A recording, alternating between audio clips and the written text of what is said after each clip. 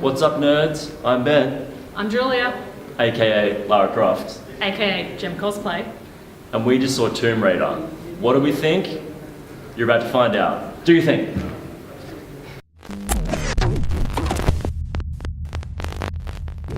So Tomb Raider picks up with a young Lara Croft saying goodbye to her father, who mysteriously goes missing, presumed dead. We pick up the story years later. Lara's a young, rambunctious young woman, still holding on to that memory of her father, and little does she know, she's going to be sucked back into that mystery of what happened to her father. She's going to go on all sorts of wacky adventures, and this is an origin story of how Lara Croft came to be Lara Croft again, because as we all know, this already happened many years ago with the first Tomb Raider.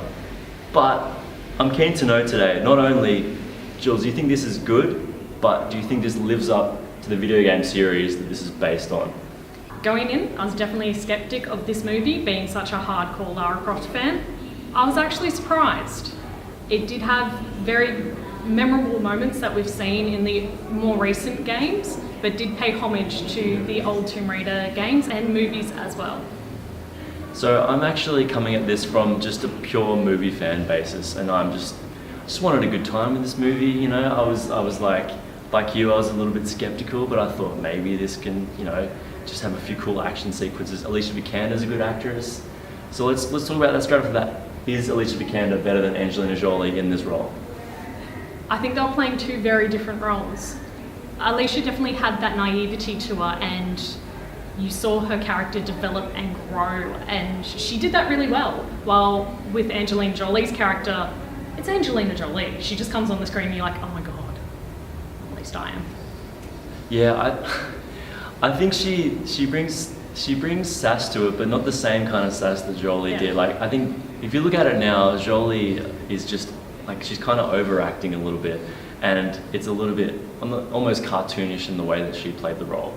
But at the time, that was kind of like that was pre-superhero movie kind of era, so it was fine. But now you can't really do that now. So Vikander brings like a grittiness to it, and God, that word, doesn't that get used a lot with these modern day superhero movies? Yeah. But yeah, there's definitely grittiness to it, don't you think? Definitely. And they try really hard to like set up Lara as this, she starts out, she's like a, I guess you'd call her like a... Courier? Like a bike courier. Yeah. And she's doing all this, capoeira stuff, and you're like, this is where this is leading, right? They're trying to set her up. She has the skills, she just doesn't know how to use them yet. And that was believable. But what isn't believable in this movie, in my opinion, is some of the dialogue. Now, I just thought it was a bit clunky and cliche. What do you think? It was very forced at times, and it just felt like it dragged for just that couple of sentences too long, and you're like, all right, you didn't have to say, I'll wait for you. You could have just gone. That happens a lot, in these Hollywood movies. It's like, in this film in particular, I kept thinking, this film is at its strongest when characters aren't talking. Yeah. Like, I was enjoying it the most when it was just pure action and no one was actually speaking. So I think we should talk about the action set pieces, because I think that's the highlight of the film. What did you think? I was really worried after seeing the trailers that it was going to be really heavily CGI'd and that would spoil a lot of the movie. I didn't notice it that much. So apart from the plane scene, which everyone's seen because it's in the trailer, I didn't notice it. I actually enjoyed it. I was able to enjoy the moment in which the characters were in. Yeah, surprisingly, because I know they rush these films out so quickly, sometimes the CG can look fake, but I think for the most part it was believable. And I was actually, there was times when I was kind of gripping my seat, like there's actually some quite tense moments in this. Unfortunately, some of them are quite derivative. If Indiana Jones is obviously something that springs to mind. There's moments that remind me of Jurassic Park, and she seems to be hanging off objects quite a bit. I want that girl's arm strength. Yeah, I tell you, I don't know how she does it. She seems to be quite relaxed when she's hanging off a cliff. But yeah, I do think they're well handled, and I do think that's the highlight of the film for me. So one of the favourite things for me was definitely that arc and her character growth through it. So we see her at that innocence and her getting surprised especially with the side of death or the pain, real world pain aspect. And one of the memorable moments definitely was her first kill. And that scene definitely wasn't played out, and you were shocked with her, and you felt that, oh my God, is she going to throw up now? Because I feel like I am. There was a grittiness to it. Yeah, the audience, you kind of feel that as an audience member. You do feel the weight of that first kill. So that was a genuine surprise, I think. So I think we should talk about the rest of the cast. Do you think there's any highlights here? You got Daniel Wu as her offsider, not romantic interest, because it's 2018, and just because it's a guy and a girl doesn't mean they need to hook up. But he's just kind of there, isn't he? Yeah, he just kind of runs the subplot almost, but he did well. He did a good drunk.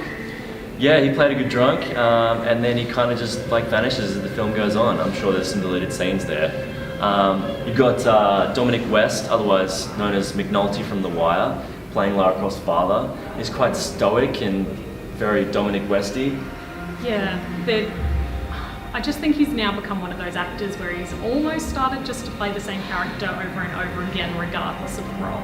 Yeah, and then you've got the baddie, Walton Goggins, who likes playing a somewhat shady character. The man with the ever-receding hairline. That hasn't changed in a couple of years now. Yeah, he's good though. He did play a good bad guy. He did have that menacing and that kind of almost twisted.